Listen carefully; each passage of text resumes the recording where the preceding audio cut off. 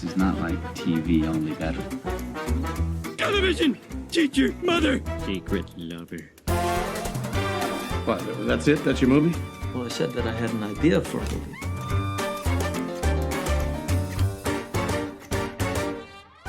Hey there, folks. This is Screen Watching. It's our weekly deep dive into what we've been watching on screens. My name is Dan Barrett, joined as always by birthday boy Simon Foster.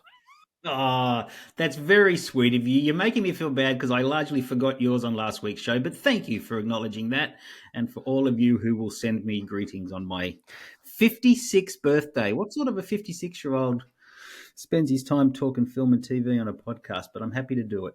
Thank you, mate. I mean, I think you take your cues from Mo Sizlak is his surname Sizlak? I think so. Mo Sizlak from The Simpsons, and it's like, what sort of 56-year-old talks about film and TV on a podcast every week, and then you say the best damn 56-year-old in town. That's exactly right. And there's some more elderly types on doing the podcast rounds with your Marins and your. You know, we're a force to be reckoned with, us 50-somethings. We're taking over the world, or taking back the world. It was ours for a while there, back in the 80s. But anyway, I'm ranting. How are you, my friend? Oh, look good. I mean, I'm just thinking that when I think about Simon Foster, I think of a slightly senior David Stratton. Yeah, I'll wear that. That's fair enough. I've been called worse. Yeah. What anyway, are we talking Simon, about today it is on the screen watching? Look, we will. So it is a frosty Thursday evening as we're recording this, and we have a whole bunch of TV shows where if you and I are feeling chilly now, we'll be warmed up by the end of this, because boy, oh boy, have we got some titles this week. On my TV docket, I've got, well, definitely three of the biggest shows that people were like thinking about when the year started out, and people were like, oh, what are the TV shows of 2023? These are definitely three shows on that list. So first of all, there's a brand new Marvel series. It's called Secret Invasion. And this is a little bit different to the other Marvel shows in that all those are being based around like one of the sort of existing superheroes. But this is less superhero orientated and more orientated around some of the spies of the MCU, the Marvel Cinematic Universe. So you got Samuel L. Jackson in there as Nick Fury, and this is the first real TV sort of run for Nick Fury as a character. Kobe Smulders in there, reprising the role as Maria Hill. You've got some new faces in the form of Emilia Clarke. People would know her as the blonde lady from the Game of Thrones, but here she's got brunette hair. Plot twist. Wow. And then you've also got and you got Peep Show's own Olivia Colman. I'm sure she's been in other things as well, but really, who cares? But she was definitely in Peep Show, though. Martin Freeman's in there, Ben Mendelsohn, Kingsley Benadir. Yeah, it is a big cast of humans, and some of those humans aren't actually humans at all. But we'll talk about that in the podcast. See what you have to say about that. Yeah, that sounds interesting. Yeah, and certainly it did sound interesting. Does it live up? Hold tight for the review. Also, I'm going to take a look at Walking Dead's first there's been a spin-off to the Walking Dead TV series already, and I think it's quite easy to think about The Walking Dead as yesterday's news, but the reality is the show was the biggest thing on TV for a couple of years there and continues to have a very large audience right through to the end. The original show finished up. Its first spin-off continues on, and that was never really a huge success, but there's a couple of Walking Dead TV shows in the pipeline, and these are direct spin-offs from the TV series. The other one was a prequel show, and so it's a bit different. But this is the first proper spin-off. It brings two of the big characters from The Walking Dead into a new TV show teamed up together.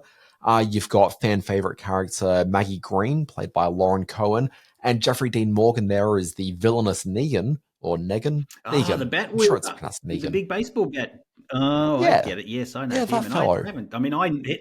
That's the pop culture edge for me. I never really watched a whole lot of The Walking Dead, despite having a real, love of the zombie genre. But I do know who Jeffrey Dean Morgan and the Bat episode was. So this is all interesting. Big franchise entries on the television screens this week. That's it. But then there's one third one, which is probably less a franchise, but also highly anticipated.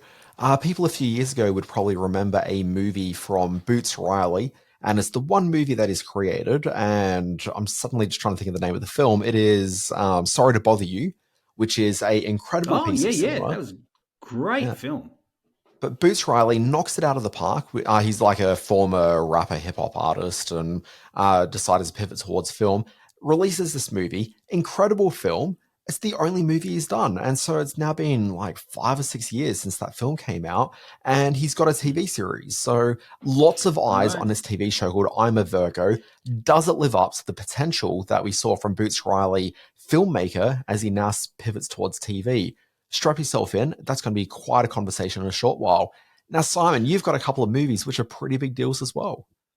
Yeah, look, I'm going to go a trip down franchise lane with the latest entry in the Transformers movie series, Transformers Rise of the Beast, without Michael Bay at the helm. Instead, it's directed by a young man named Steve Cappell.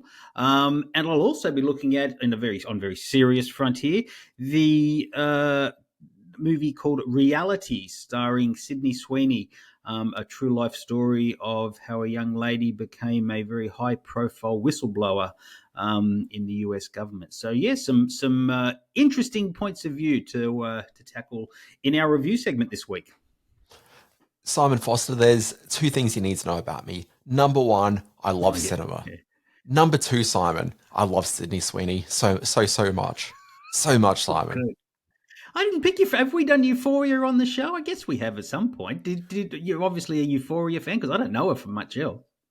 Look, I think Euphoria began before this podcast began, so I think I probably maybe discussed it with Chris Yates, my former podcast co-host on the previous review podcast I was doing, Always Be Watching. He is a good man. Have you met Chris? I'm sure you have. Yeah, I did the show. I did that podcast with that sort of morphed into this, if I remember back in the day. So yeah, maybe. I love Chris. I mean, maybe you can remember more than like 2 weeks ago. Yeah. But anyway, so Simon, stop trying to interrupt me. Let's just point out Sydney Sweeney, also star of season 1 of White Lotus. So, she's certainly been around. It's been in a few movies at this point. Yeah. Looking forward to it. Let's get on with the show. Yeah, we probably should. Let's dive right into the actual review segment. It stinks. Simon, I am very interested to know what your opinions are about that movie where large transforming robots battle other transforming robots and go, oh my God, look, there's a dinosaur robot. Tell us about it. Yeah, it's called Transformers Rise of the Beast. Let's have a little look at this. For centuries, our kind has stayed hidden on Earth. But darkness has found us again. Prime. This is about the fate of all living things. Cool. So the movie, the 5th, I do believe, in the series, maybe the 6th, I've kind of lost track. I really hated the last few. Starts off on the home world of the Maximals, who are an advanced race of Cybertronians, all with beast mode, that comes under attack from the planet-eating dark god Unicron. Now, his soldiers, the Terracons, and an army of Predacon scorpions, led by Scourge, seek to obtain for their master, the Maximal's greatest piece of technology, the Transwarp Key. You're taking all this in, there'll be questions later, which can open portals through space and time. Now, under the command of Optimus Primal, the Maximals use the key to flee to our planet, planet Earth, landing in or around Brooklyn in 1994, where we meet young Noah Diaz, played by Anthony Ramos, a young Latino boy who's trying to find work and struggle to help support his family. Also running parallel to that storyline is the story of the museum intern Elena Wallace, played by Dominic Fishback, who has discovered an ancient statue of a falcon, which may or may not hold the extra part of the Transwarp Key that's going to kickstart this story into motion. Now, I have no fondness at all for the Transformers film. Quite enjoyed the first one, drifted away from after that, and really disliked the last couple. So I went into this film, let's say a little bit, how would you put it, cautious, not very excited. But what I found was that it told a very almost sweet and simple story about friendship, both from the robots or the Transformers point of view, and from the struggles of our two young heroes and heroines in the lead role, Noah and Elena. So what the film has done under Steve Cappell, the director, is streamlined all that extraneous struggle for universal conquering and all that sort of stuff that bogged down the Michael Bay versions, and turned it into a almost like an intimate kind of action epic, which is a strange series of words to put together. But Steve Capel's script just streamlines down the characters, makes it about a very sort of focused storyline. Nothing new in terms of what these movies offer up. It's really just becomes a chase movie to who gets and can keep their element of the transwarp key.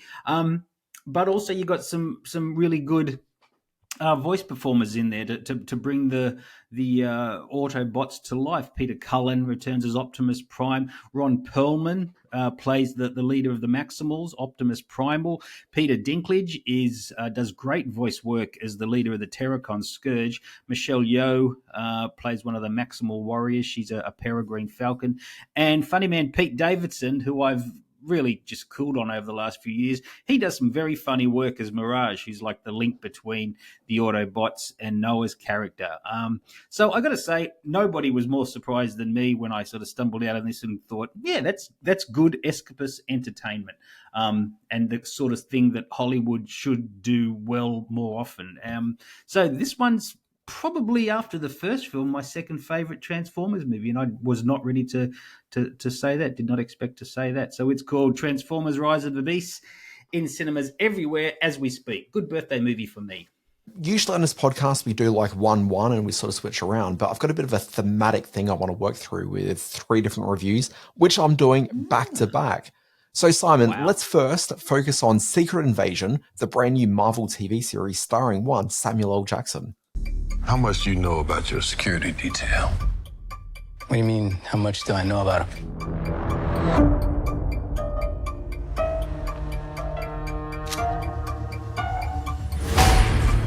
Fury?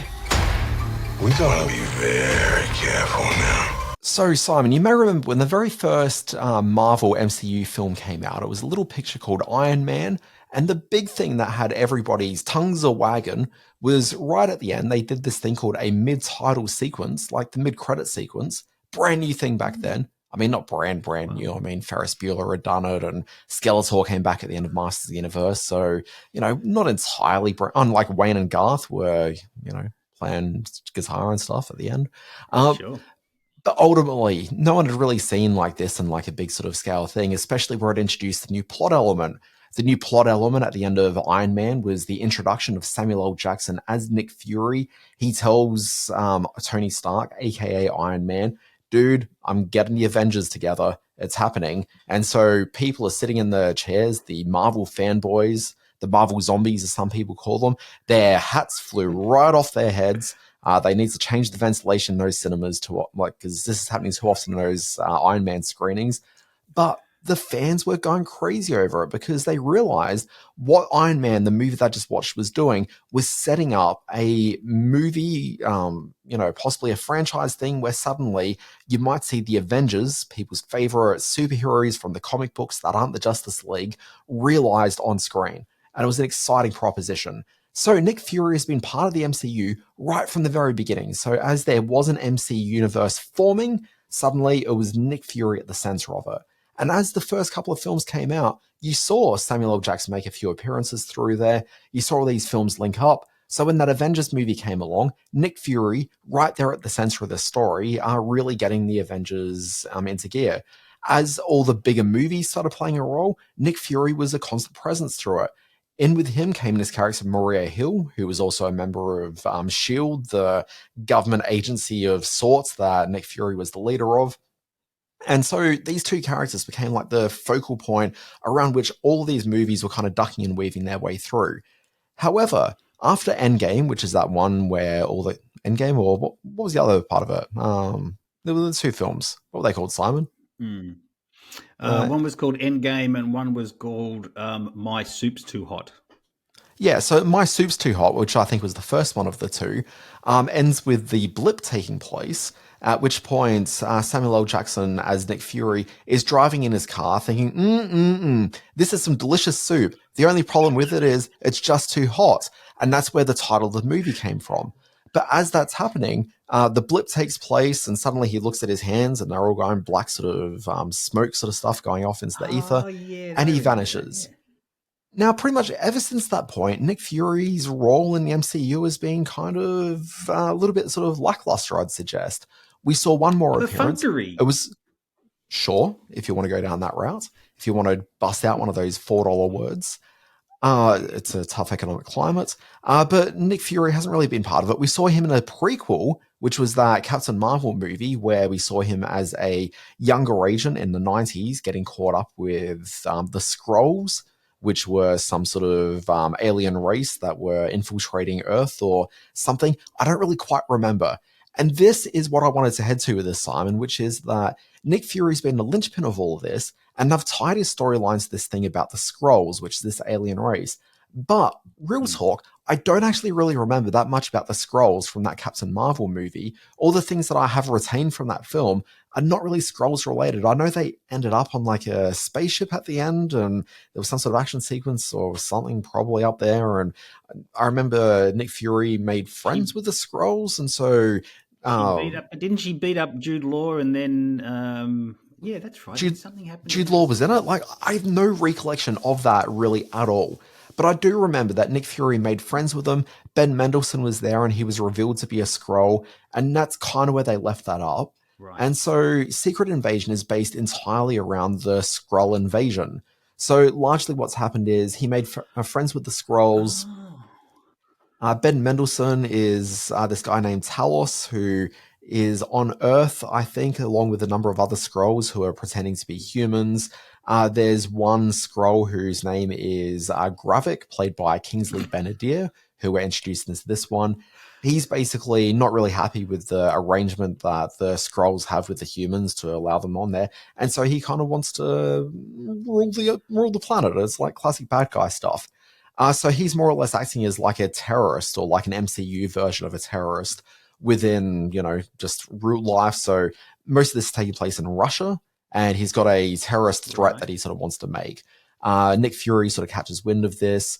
There's a couple of other government agencies, so MI6 is involved as well. So Olivia Colman comes into that, playing a spy named, and great name, Sonia Falsworth. Okay, and the thing is, Sonia it's Falsworth. All very, great name.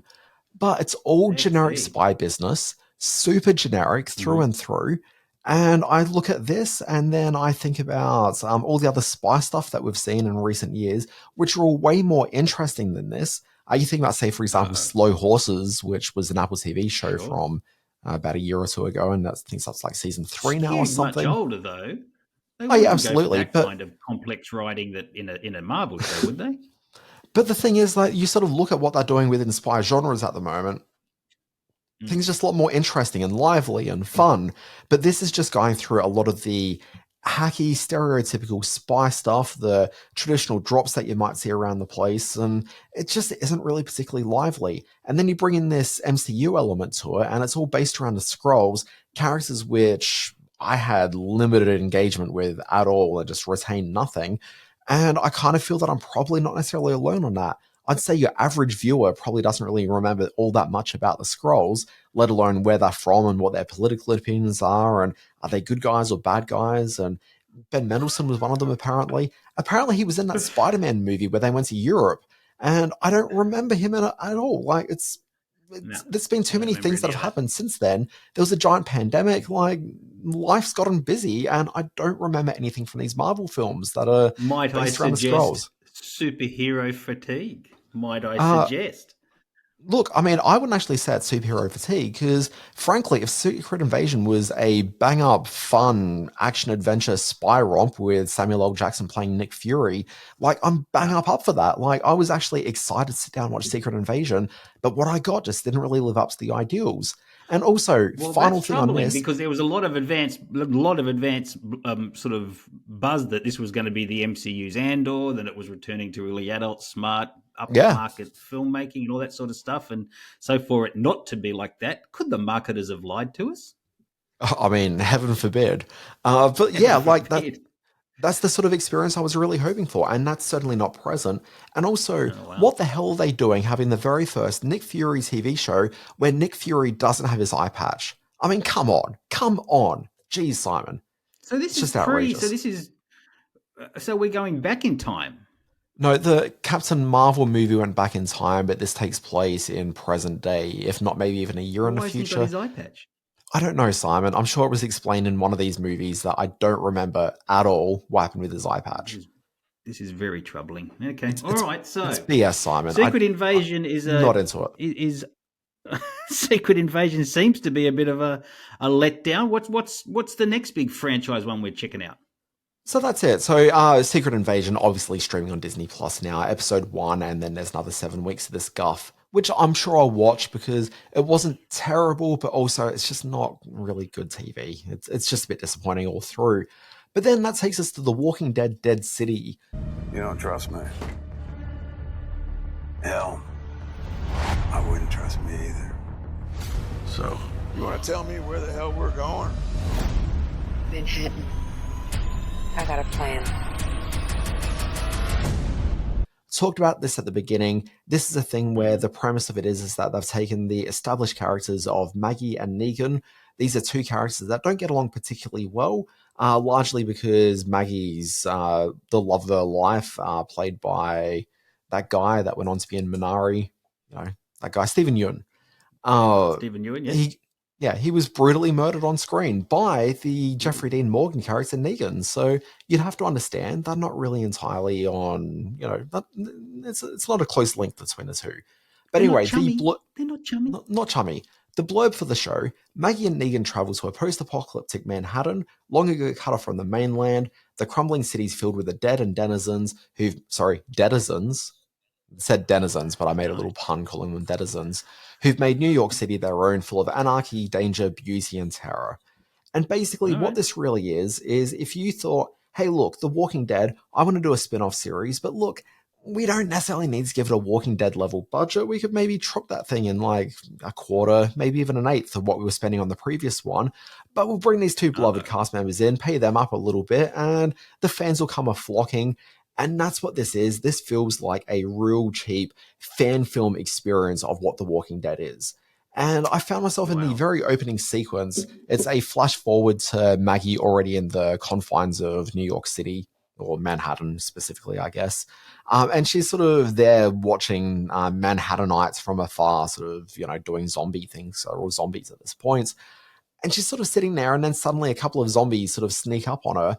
And I'm thinking, you've been in this zombie wasteland now for like a good decade or something. Like, surely you have better protections than to be surprised by these couple of slow-walking nitwit zombies. Like, it just from the get-go, I was frustrated with this program. And then the obvious low budget, the obvious weak plotting, like none of it was really sort of doing much for me. On a positive note, Zelko Ivanek, who you've certainly seen in TV shows and movies countless times. That guy is just a, all-timer for being on screen doing stuff, usually evil stuff. He plays a villain in this one who's clearly a man sort of money, or at least is faking being of money, and is one of the few humans that kind of runs Manhattan now. And there's like a couple of sort of fun scenes with him, but by and large, this is just another franchise extension, which just doesn't really have a whole lot going for it. Maybe for the fans, is very but troubling. yeah, This is very troubling because isn't this the first of like 2 or 3 franchise extensions? Yeah. If this is going to be the standard that we're going to get from this delineation of Walking Dead characters into their own series, then this has got to be a very troubling development. And look, the thing I'll give it this is that of the 3 spin-offs, like this is the one with the coolest name. I mean, The Walking Dead, Dead City, like that's a cool name. The next one along is this spin-off that has the Daryl Dixon character. And you know what they've called it, Simon? The Walking Dead, Daryl Dixon. Oh, come on! What on earth are they doing? But, Simon, let's move on, because basically I'm 2 for 2 of these big, highly anticipated series that have just disappointed me entirely. Come on, make me happy. Say something positive, Dan. Well, look, I mean, can I even do that? So, as I mentioned, we had this film coming out, this film from a bunch of years ago by Boots Riley. And it's this film called Sorry to Bother You. If people haven't seen Sorry to Bother You, stop this podcast right now. Go and watch something Sorry to Bother You. Like, it is just incredible cinema. Simon, you've seen that film? Yeah, absolutely. I've seen it. We sat down. I can remember watching the film. It was a terrific piece of, I want to say Netflix, maybe? It might have been on Netflix, but it certainly wasn't made for Netflix. It was a No, theatrical okay, release. yeah, that's probably where I saw it. Yeah. Okay, yeah, no, terrific film. I didn't know that Mr. Riley's name was attached to it, or it was attached to I'm a Virgo, so that makes this instantly more interesting. Yeah, 100%. So I mean, I'm a Virgo is a terrible name, like just shockingly bad. So I mean, no one's going to pay The attention Walking to it. Dead, I'm a Virgo. Yeah. Yeah, I mean, again, I would watch that spin-off from The Walking Dead. Excellent brand extension. But sorry to bother you, if people haven't seen that, the hook of the movie at the very beginning is that there's a young guy who ends up working for a telemarketing firm. He's not having a huge amount of success, and he's just using his authentic African-American voice. The guy that he works with is played by Danny, what's his name, from Lethal Weapon? Danny Glover. Danny Glover. Yeah. Danny Glover's working there, and he leans in and says, look, you can't use your black voice, you have to use a white voice. And so in this call center, he starts using his white voice, and it's got a fun sort of visual gag of, suddenly this other white voice starts coming out of his mouth as he starts using making his phone calls. Suddenly his sales skyrocket, and then the film takes a very decidedly different turn from there. But look, it's an amazing program, movie. Check that one out. So he made this film and basically impressed every single person that ever saw that movie or even thought about watching that movie. Lots of people pretended to have seen it, and you can always tell those that did and those who didn't from what they focus on. Are they focusing on the tele call center, or are they focusing on the other gear? And the other gear, oh boy, Simon. But I'm a Virgo TV series for Amazon, 7 episodes, and I went into this knowing absolutely nothing other than the fact that Boots Riley was involved. And I wanted to go in knowing nothing because Sorry to Bother You was such a series of discoveries and exploration that I kind of thought this was going to deliver very similar, plot twists and turns. And look, I'm going to say I'm certainly not disappointed by this by any means. Why are you so damn big, bro? Heart, head, hands, feet. As long as I push, there's no defeat. Get your mind right, half-wits. As long as I push, there's no defeat. Get your mind right, half-wits. The world is not ready yet. The premise of this series, as I discovered, is about this kid named Kuzi. As we are introduced to him, he's an infant, and we see him through most of the series as a 19-year-old kid. But we watch him grow up, and the thing that's different about Kuzi is that he's a 13-foot tall kid. Okay? He's a really big guy. His aunt and uncle are there looking after him, and they're played by Mike Epps and Carmen Ejogo. And the two of them are very protective and don't want him engaging in the real world. Now, he kind of just goes along with it because he doesn't really know anything better. And in a sense, they're kind of bad boy bubbying him. Okay, so there's lots of things they sort of tell him about the world that isn't really quite true.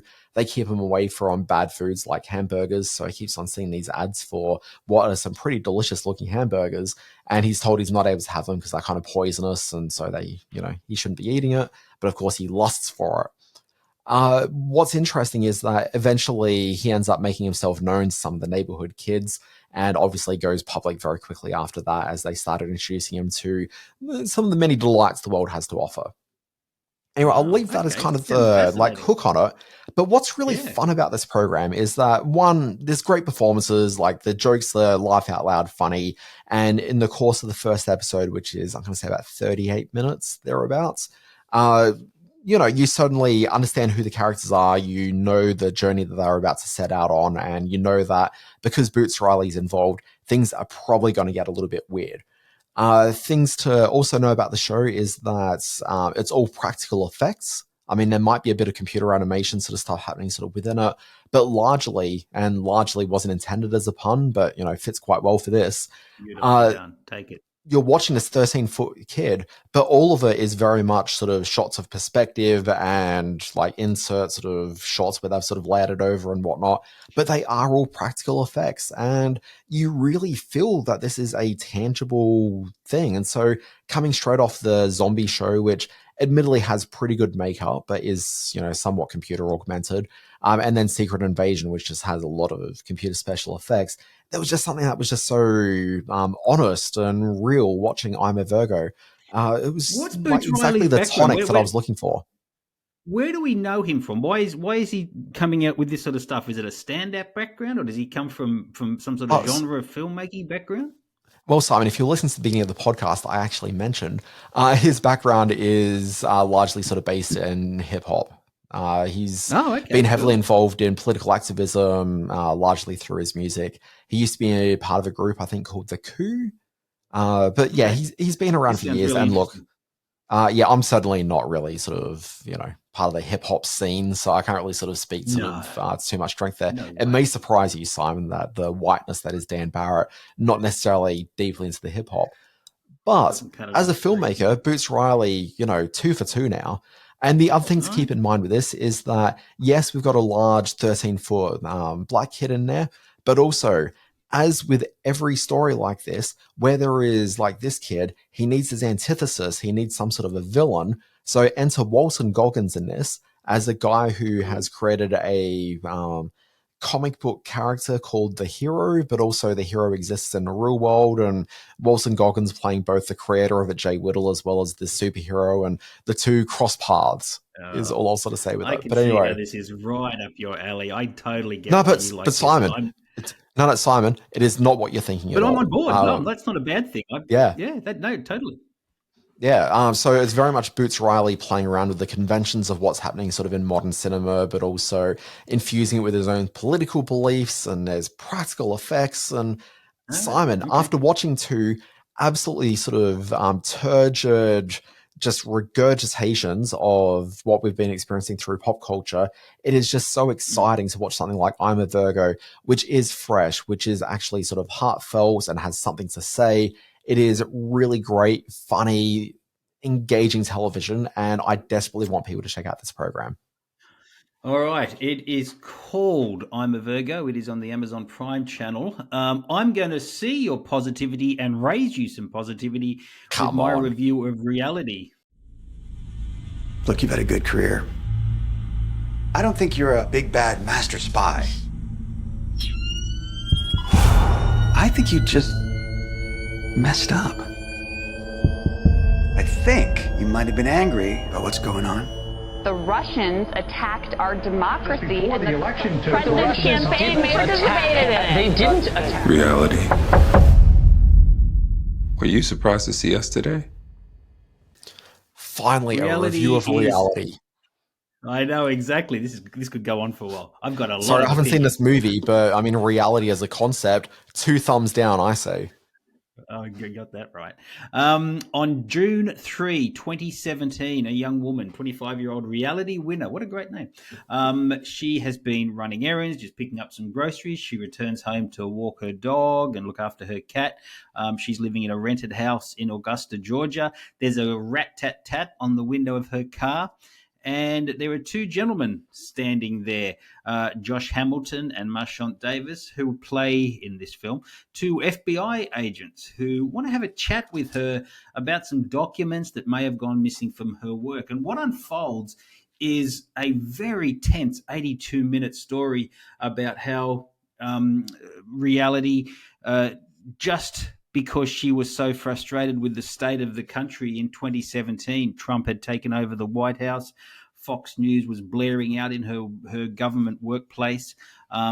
She decided to release some documents to a radio station investigative journalist who was able to use those in a very public way. It was traced back to her. And what you get in this film is the exact transcript from the 2 FBI agents interviewing Reality in the side room of her house as other FBI agents move through her belongings and through her house to try to pick up on clues as to what she's up to, if she has any sort of greater national threat status. She doesn't. She's just a young woman with a bit of a conscience who was sick of the way her country was going, so she decided to do this spontaneous and irresponsible action. What it cost her was 5 years of federal prison time. She was held up as, albeit a domestic terrorist in many regards, and treated with all the legal barbs that the Espionage Act could unload upon her. As the two FBI agents who sort of first gain her trust and then sort of start to really unload upon her, Josh Hamilton, Marshawn Davis, are terrific. But this is all Sydney Sweeney's show, Sydney Sweeney's film. You know her from White Lotus and Euphoria, and she's certainly a very attractive young actress. But in this one, she goes very bare bones. She's just a middle-class girl with hopes for her career and her country, who just wanted to see things go better than they were going, and this small act was the undoing of her life. It's an incredible performance, and the way the film actually portrays the redacted moments of the interview that still can't be aired on television. It's done in this really stylized and really effective way. So I got to say, this is a slow burn, very tense story about how a young woman with ideals is kind of picked apart, and it's kind of tragic to watch, but it's also fascinating to see how the government worked to bring down this real American person. There's a quote in there because she's an Air Force officer. There's a quote where she said, "Yes, I've done wrong, but I promise to serve the American people, and this was what I thought I was doing." So it really shows how blurred the notion of democracy and freedom and all of those sort of things are happening in the US right now. Terrific show. It's called Reality. I'm getting a bit of a jump on it. It's in cinemas next week, or if you have the overseas channels, you can watch it on Max right now, but coming to Australian cinemas next week. You had me at 85 minutes. I know, I was so thrilled when it was so short, but as it unfolded, I was gripped by it. It's a terrific piece of filmmaking. Yeah, look, I mean, yeah, so that's definitely two things that people should check out this week in their viewing. That's exactly right. Now we have got a very interesting intermission up ahead.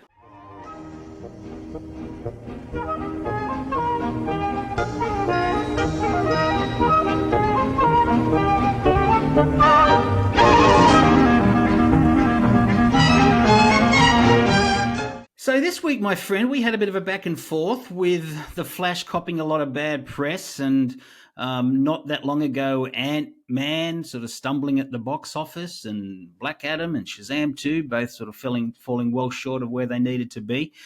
In our intermission this week, we're going to look at the notion of superhero fatigue. I've called this the rough road ahead for the big screen superhero. Both Warner Brothers, or DC, and Marvel have blown some big dollars on their last few blockbuster wannabes. And this year we've still got Blue Beetle and the Marvels and Aquaman 2 and a couple of other ones. We saw Kraven the Hunter trailer drop this week as well. So how do we define what superhero fatigue is, and is it really a thing that Hollywood needs to address very seriously in the months ahead? Why don't you kick this off? Well, I mean, superhero fatigue is just that idea that people are like, oh, we've had years of superheroes now, like, I'm bored with it. But look, here's the reality, and this is kind of why I think that superhero fatigue is a bit of a bullshit idea. A couple of things. One, if superhero fatigue is really a thing, then why did that most recent Spider-Man movie make like $1 billion in about 3 minutes of release? Number two, and this is going to be Spider-Man centric again, just recently they released an animated Spider-Man, which has made like close to $500 million off a $100 million budget, critically reviewed with, very rapturous response. Audiences are gaga for it. The fans have gone nuts for it. Like, people love that movie. So isn't the problem less that it's superhero fatigue and really people are just tired of cookie cutter bullshit movies? And it's not just the superhero movies that have been stumbling at the box office. Other things like the most recent Fast and the Furious movie, like that didn't perform particularly well. And so we should also establish that a lot of these movies we're talking about have actually made like a fair bit of money at the box office. But the problem is that a lot of these superhero movies cost so much money to make, and that Fast and Furious movie as well, so much money to make. I think Fast and the Furious was like a $250 or $300 million budget. It's like, madness. And that kind of stuff makes sense when you're making $1 billion at the box office, but these films just aren't making $1 billion at the box office. They're making a mere like 600 million, 700 million at most. Like, it's just not really quite sort of making its way over. And the films that actually have done pretty well are those that are kind of a bit sort of creative, or at least are a little bit sort of fresh and imaginative and are priced at a budget. So it's an animated Spider-Man film. It's the recent animated Super Mario Brothers movie. And that Super Mario Brothers movie, yes, it's based off a franchise that's been around for as long as I've been an adult. And well beforehand. I mean, Super Mario Brothers was part of Donkey Kong, and like that's what, like 79 or something, or 83. Like, it's, you know, for most of my life, Mario's been around, but we've never seen a live action movie. And it was the realization of something that a lot of people had been sort of, you know, excited to see. And yes, it was the live action film, but let's forget about that. We don't need to talk about that so much. But it felt fresh. There was just something different happening with that animated Mario film. The Spider-Man movie, we reviewed this on the show. Like, that film felt different. It is an artistic triumph. These other movies are just generic cookie cutter, and no wonder people will say that they're tired of superhero movies, because most of the superhero films presented to them have been just really, really base and not particularly creative or, you know, really worth many people's time.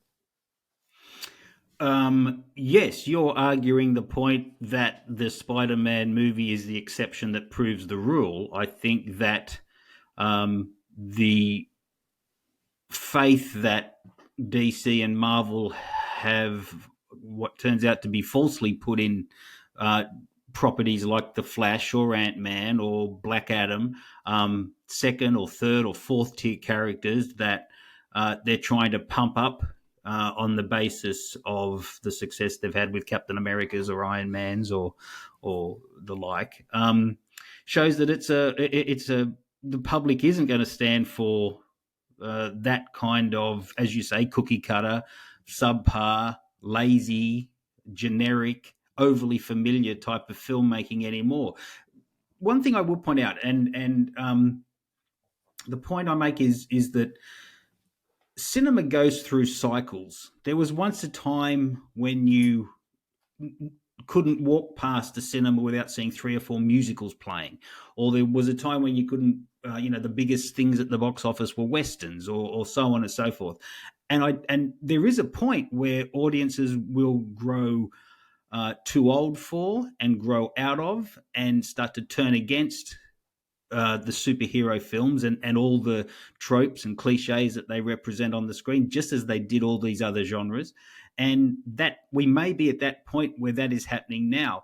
If we have another couple of releases in the months ahead, whether that's going to be Kraven the Hunter or the Marvels or one of these sort of not a big, bold blockbuster type of property that Marvel DC can force upon us, if we have another couple of one of these, the audience will literally say, that's it, we're done. This period of our life is over. How long ago was the first Marvel film? 15 or 16 years ago with Iron Man? I think that was 2007, 2008, yeah. Okay, So, we're at a point now where I don't think superhero fatigue is bullshit. I do agree with you that it's a hard sort of problem to define. But I think in trying to define it, we have to look at the creativity that's being wasted and underdeveloped in the films that are hitting our multiplexes at the moment. And what's going to take cinemas those films places, the blockbuster releases? I don't know, but something will eventually. Well, okay, so there's a few things to unpack here, which is that, first of all, the movies coming out for the rest of the year, all of them are going to suck, and all of them are going to be more people saying superhero fatigue. The Blue Beetle trailer, if that movie, when Warner Brothers looked at that movie and said, we can release the Blue Beetle movie, but we can't release that Batgirl movie, I have to wonder how bad that Batgirl movie was, because Blue Beetle looks just wretched. That thing just looks awful. And I say this as a big fan of Blue Beetle. So it really pains me that Blue Beetle, the cinematic, thing here is going to just be. You've also got Madam Web coming up with Dakota Johnson. That's coming up early next year. Let's get started in a second. But that's next year. So this year you've also got the Marvels, which is another Captain Marvel thing. And apparently we can all see what my retention was of that last one, which I didn't hate that, but it wasn't really a particularly great movie either. And the Marvels, like I saw the trailer for it and that looks almost on par with Blue Beetle. And Aquaman 2, look, I didn't like that first Aquaman movie too much. And it's probably going to be a bit more of the same. But those are the three films that I think are probably going to crash and burn at the cinema. But ultimately, the question sort of becomes, like, yes, that's this year, but audiences are a bit fickle and they'll just come around for something that looks good again. We've got another Spider-Man animated film happening early to mid next year. Like, that'll bring people back watching a superhero thing. You just mentioned that Madam Web movie. We haven't seen any footage from it, but like, it sounds kind of promising. It's got a pretty fun cast attached to it. And again, the Spider-Man movie seems to still be driving audience attention. So, and he's a superhero as far as I recall. So it sort of does seem like but the it's Spider. not the same. You can't call it the same superhero sort of story as the cookie cutter Flash, Shazam, Black Adam, Ant-Man stuff that's coming Simon, out. There's no comparison to what they've done with the Spider-Man story, which was full creative control. And the Blue Beetle movie is very much cookie cutter, based entirely out of Spider-Man. Like, it's the same thing. It's just with this version, it's a young Latino kid. It's essentially just Spider-Man with a different costume. But like, ultimately, but not animated. It just looks like not a bad movie. Oh no, but like, we were talking about the Madam Web film, but that's a live action film as far as I'm aware. Yeah, see, well, none of these hold any sort of the same, but I can't see any of these holding any kind of urgent appeal that something like the new all you have to do, films Simon, a movie just has to release a good-looking trailer that gives an audience a reason why they might want to see the film. The reason the Flash movie crashed and burned wasn't because people didn't know who the Flash was. You may not have known the Flash, but the Flash has been known to generations of kids growing up on the Cartoon Network Justice League cartoon. Like, that was a pretty big deal. Lots of people do know that character, but that movie just didn't really offer much. Like, I went along and saw it because I'm a mad keen Flash fan, but I will say, like, I wasn't sort of super excited by what I'd seen as part of any of the trailer or promotional material. The Shazam movie, like, it's kind of the same. Like, all these films get released and audiences can sniff when it's just going to be a bad movie. And I don't think that either of those films were particularly bad, but also they didn't give an audience a reason to be interested or excited about it. It's not that they're superheroes. It's just that people can sort of smell something which just, there's no valid reason for it. People have to pay $20 to $30 to go and see these things at the cinema. You have to give them a reason why they think that's a valuable expense. Like, it's financial, it's the time they're spending. By your own admission, bad superhero films have made a lot of money in the past. From your anti-Snyder perspective, Man of Steel, Batman and Superman, Justice League are terrible films, but they've all made upwards of $800 million at the global box office. So these... Oh, look, many of those made over $1 billion, Simon. Yeah, exactly. So by that reckoning, the films you know what the difference up, is? Which don't have... There's a really clear difference as to what's happened. It was the pandemic. So, it's that thing where they talked about the pandemic as speeding up people's behaviors 5 years faster than they were probably going to happen. That might be what's happened here, but what I think has actually happened is something slightly different, which is I think that pandemic break where we didn't see that many of these movies coming out and there was the lack of ritual of going to the cinema to see like the new Marvel movie. And so like Black Widow came out, but it was direct to premium video on demand. And the same thing with that Suicide Squad movie. Most places around the world, people saw that at home. And then as they started ramping up attendance again, like there wasn't a reason to go to the cinema with one of these big release movies. So nothing's really popped in that same way.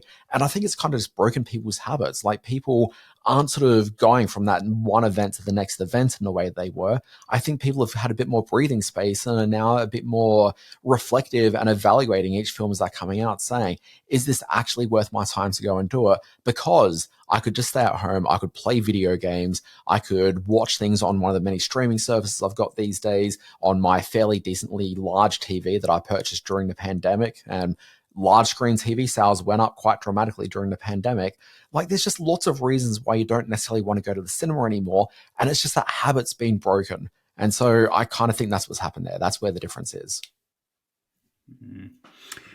Yeah, we're getting into our usual sort of territory here where I think that the quality of the film still brings people back to the cinemas, and I don't think just another superhero film, because there's certainly been films that have performed well at the box office that aren't superhero. There's things topping out at 200 million and making money at the box office. So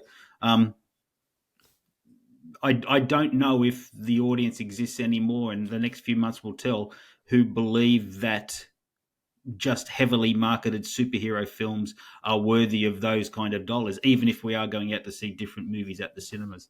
Well, look, I mean, the question is, and look, you said this a moment ago, like, what else is there? And this is the problem that cinemas face at the moment, which is that ticket prices have gone fairly high.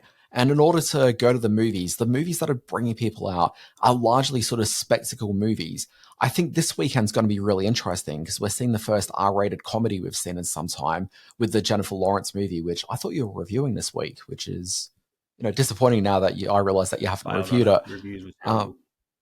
I thought it was okay. I think it's an interesting movie, but I don't think many audiences are going to turn up for it because I don't think word of mouth is going to be that strong because it's not as hilarious as I think it probably needed to be. But yeah, I mean, essentially, audiences need a reason to go to the cinema, and it's kind of superhero movies and large spectacle that's driving people to go and see stuff. But if it's not a superhero film, what is that genre that's replacing it? Because there's not really any signs that there's anything else. So you can talk about fatigue all you want, but I think ultimately it comes down to, does it look like a good movie? Does it look like a bad movie? And all we've got to show for this year has just been a whole lot of fairly mediocre to bad movies.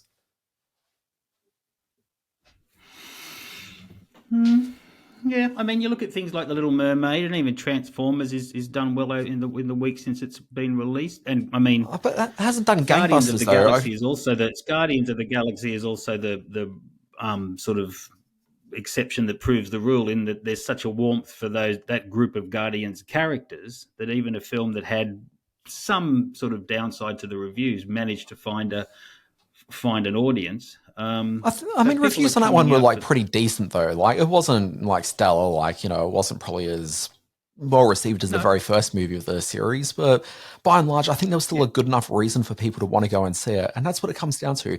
Is there a good reason to go and see this movie? And that one certainly provided it. But again, that film didn't do as well as the previous two movies and is not past $1 billion. I don't think that outside of Mario, anything else has passed $1 billion yet this year. I think that's kind of it. And what's coming up for the rest of the year is not going to hit that $1 billion mark. So we're just looking at diminished box office this year. And it's largely because the movies just haven't been particularly audience appealing. So I don't know. I just think it's tough to say that in the year that we've had Avatar, in the years that we've had Super Mario. No, Avatar was last year technically, Simon. By 3 days, okay, but yes, you know what I'm saying. People have come back to the audience. Anyway, no, but I'm not saying the cinema's dead, Simon. I'm just saying that the selection of films this year, it's not bringing people out in the volumes they need to, and especially off the large budget that these films have. So you look at what we're talking about this week, which is that Flash movie that had so many costs associated with it because there was just cost overruns everywhere. So that was a $300 million movie that's not going to recoup its expense because box office just hasn't been that strong for it. So you got that problem. Fast X, was it Fast X? Fast something or other? Yep. Yeah. That's got the same problem. Large budgets, not going to pass $1 billion. So they're just not really quite going to recoup what they need to justify these things to the expense going forward. It'll be interesting to see how the summer plays out with Mission Impossible just around the corner, with a lot of big films coming week by week with the American summer just ahead of us. We'll see. We've actually seen most of the big films though, Simon, is the big thing. So Mission Impossible is going to be a really interesting one. There's a lot of hope that'll pass that $1 billion mark. I don't think it will. The previous Mission Impossibles haven't quite made it to that point, and film lovers tend to really sort of dig those movies, but they haven't really quite sort of had that. Cruise coming off the back of Top Gun Maverick is gold at the moment. I think that's the thing. Look, we'll see. Yeah. I don't think it's going to pass $1 billion. I think it'll probably reach the same sort of dollar figure we saw with that last Mission Impossible film, which is about 700-ish. Thereabouts. And that'll be a decent enough result, but they've spent a lot of money on this movie as well, so they'll be happy enough, but champagne won't be quite what they're expecting. We'll have to do a summer movie recap in the months ahead. So the jury's still out, I think, because I believe there is superhero fatigue. You don't think there is superhero fatigue, but all right, we'll have to sort of wait and see where it plays out. Let's roll on through this podcast, my friend. This day in history, you ready? Okay, hit me. June 24, 1916, which silent era star became the first actress to negotiate $1 million contract. Not a clue, but good for her. She also built a studio. Mary Pickford, she created United Artists with a bunch of other people as well. June 26, 1981. Which military comedy starring an ensemble of actors from Saturday Night Live and SCTV premieres in US theatres? I will say with this movie, which is called Stripes, I've only ever watched the first 15 minutes because I get thoroughly bored after that 15 minutes. It starts out strong and then just loses me every time. You are so out of touch. June 27, 1987. So out of touch with this 1981 movie. Who debuts as 007 in the 15th James Bond film, premiering in London on this day, June 27, 1987? Surely that would be one Mr. Timothy Dalton.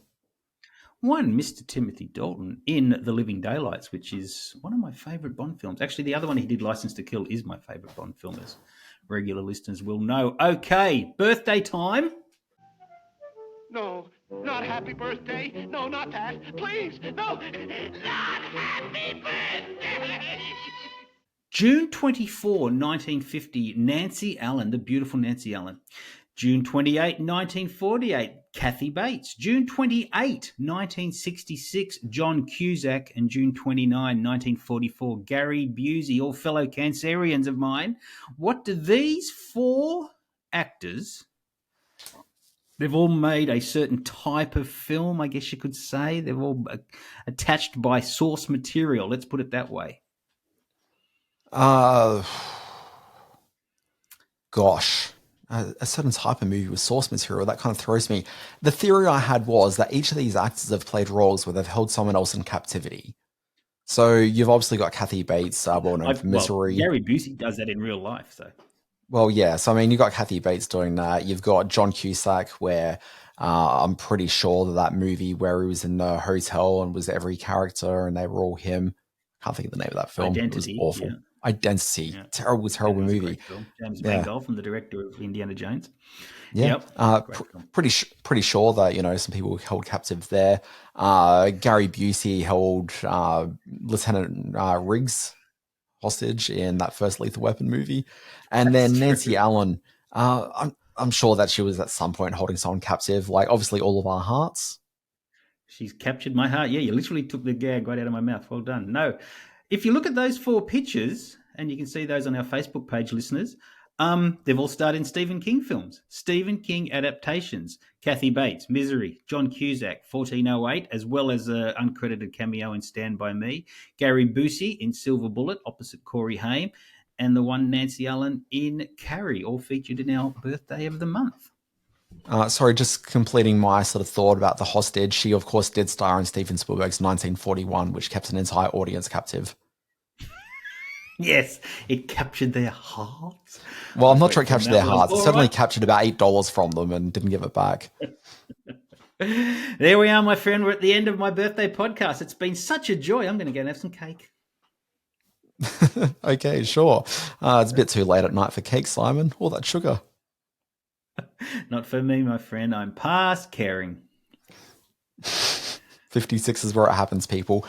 Folks, this has, of course, been Screen Watching. It's our weekly podcast where we talk about all things screen.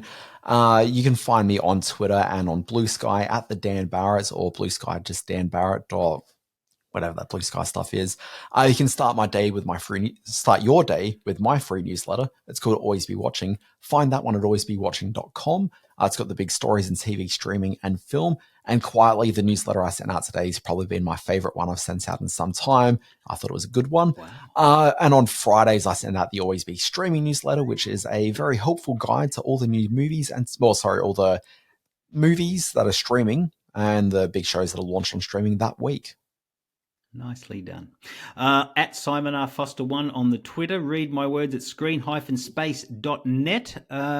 Everything Screen Watching can be found on our social media pages. Facebook at Screen Watching Podcast. Twitter at Screen_Watching. On our Screen Watching YouTube channel, you can see my interview with director Remy Grillo, son of the great tough guy actor Frank Grillo. He's got a new movie out that he's directed called The Resurrection of Charles Manson. It's better than it sounds. Or you can email us at screenwatchingpodcast@gmail.com with all your opinions on superhero fatigue, on our reviews, or on pretty much whatever you want to. Ask us a question. Yeah. It's like the Reddit. Just ask me anything, as long as it's about superhero me fatigue and how it's not really a thing. Should we get out of here? I'm very excited about next week's show, Dan Barrett. We will be turning the whole show over to one Mr. I. Jones, Professor Indiana Jones, to coincide with the release of Indiana Jones and the Dial of Destiny. So be prepared for everything felt hat and bullwhip. Yeah, so you'll be able to hear little pearlers like me say that his name isn't Professor Indiana Jones. His name is Professor Henry Jones. Indiana is an honorific that he gave himself named after the dog. But Simon, let's discuss that next week, shall we?